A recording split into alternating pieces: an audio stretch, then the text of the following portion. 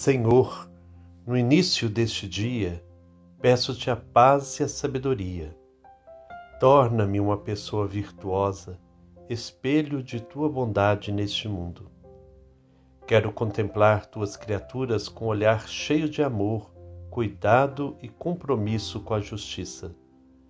Concede-me percorrer o caminho aberto por Jesus, narrado pelo evangelista Mateus, buscando o discernimento necessário para que meu estar neste mundo seja pleno de sentido e todos que comigo conviverem sintam a tua presença.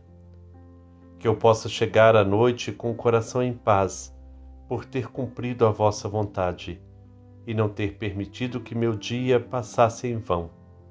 Eu posso dizer com Jesus: sim, Pai, porque assim foi de teu agrado.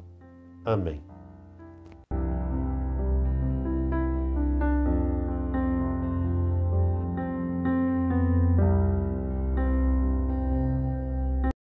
Irmãos e irmãs, paz e bem, hoje é dia 27 de julho, continuamos então nos caminhos abertos por Jesus, narrados pelo evangelista Mateus. Hoje Jesus apresenta a seus discípulos as dificuldades da missão. Seguir Jesus não é tarefa fácil, porque vamos na contramão de um sistema que explora, que mata, que traz tanta injustiça e morte. Ser discípulo, discípula, é seguir o caminho da vida. Que nós possamos então acolher a palavra de Deus que vamos ouvir hoje e desejar cada vez mais vivermos nos caminhos de Jesus, apesar das dificuldades, apesar dos problemas. O nosso texto bíblico hoje é Mateus capítulo 10, versículos 16 a 25.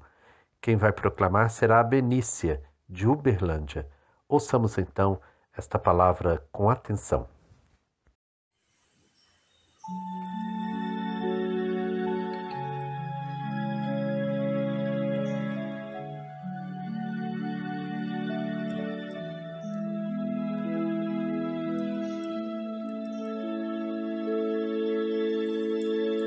Eis que eu os envio como ovelhas no meio de lobos. Sejam prudentes como as serpentes e simples como os pombos.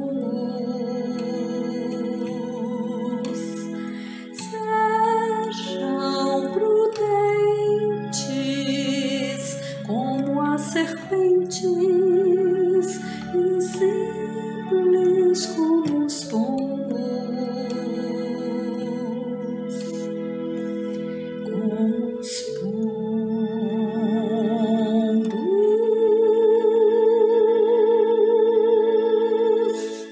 Eu vos envio como ovelhas no meio de lobos. Sede, pois, prudentes como as serpentes, mas simples como as pombas. Cuidai-vos dos homens, eles vos levarão aos seus tribunais e açoitar-vos-ão com varas nas suas sinagogas. Sereis por minha causa levado diante dos governadores e dos reis. Servireis assim de testemunho para eles e para os pagãos. Quando fordes presos, não vos preocupeis nem pela maneira com que haveis de falar, nem pelo que haveis de dizer. Naquele momento, ser-vos-á inspirado o que haveis de dizer. Porque não sereis vós que falareis, mas é o Espírito do vosso Pai que falará em vós. O irmão entregará seu irmão à morte, o pai seu filho. Os filhos levantar-se-ão contra seus pais e os matarão. Sereis odiados de todos por causa de meu nome, mas aquele que perseverar até o fim será salvo. Se vos perseguirem numa cidade, fugi para uma outra. Em verdade vos digo, não acabareis de percorrer as cidades de Israel antes que volte o Filho do Homem. O discípulo não é mais que o mestre. O servidor não é mais que o patrão. Basta ao discípulo ser tratado como seu mestre e ao servidor como seu patrão. Se chamaram de Beelzebu ao pai de família, quanto mais o farão às pessoas de sua casa. Como temos frisado desde o início da nossa reflexão sobre o Evangelho de Mateus, nós estamos trilhando o caminho aberto por Jesus, que é um caminho de justiça. Então nós podemos daí já tirar algumas consequências dessa nossa opção de seguir o caminho de Jesus. A missão, ela é simples e, como a de Jesus, implica no ensinamento, que é ler a Bíblia numa perspectiva de justiça. No anúncio que o reino de Deus é a justiça que liberta. Na cura, a justiça é prática que liberta o povo. Isso provoca um tremendo choque, pois a sociedade nem sempre é governada pelo projeto de Deus, e sim por projetos mesquinhos de pessoas ou grupos que estão apenas interessados em sua própria abundância, prestígio, riqueza e poder. As tentações que fabricam a desigualdade e a injustiça em todos os níveis. Tanto a prática de Jesus como a dos seus discípulos vai encontrar resistência. Atingida no seu cerne, a sociedade vai reagir, e vai reagir para valer. Jesus foi morto por causa de sua ação. E assim também os seus seguidores. A situação daqueles que se comprometem com o anúncio e a prática da justiça é crucial. Com sua palavra e ação, eles irão atingir o coração da sociedade injusta. E esta, ameaçada nas suas bases, irá reagir e não medirá esforços para acabar com essa subversão da ordem. Os seguidores de Jesus, como ele próprio, serão considerados inimigos e bandidos. Serão perseguidos, presos, torturados, levados a julgamento, condenados e, quem sabe, até mortos. Então, o que fazer diante disso? Nada de premeditado. Na hora, o Espírito de Deus lhe inspirará o que dizer ou fazer.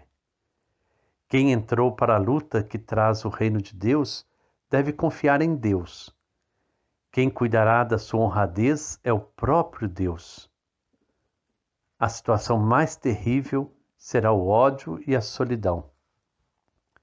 Todos irão abandonar o discípulo, até mesmo os familiares, e ele irá até pensar: será que o errado, afinal de contas, não sou eu?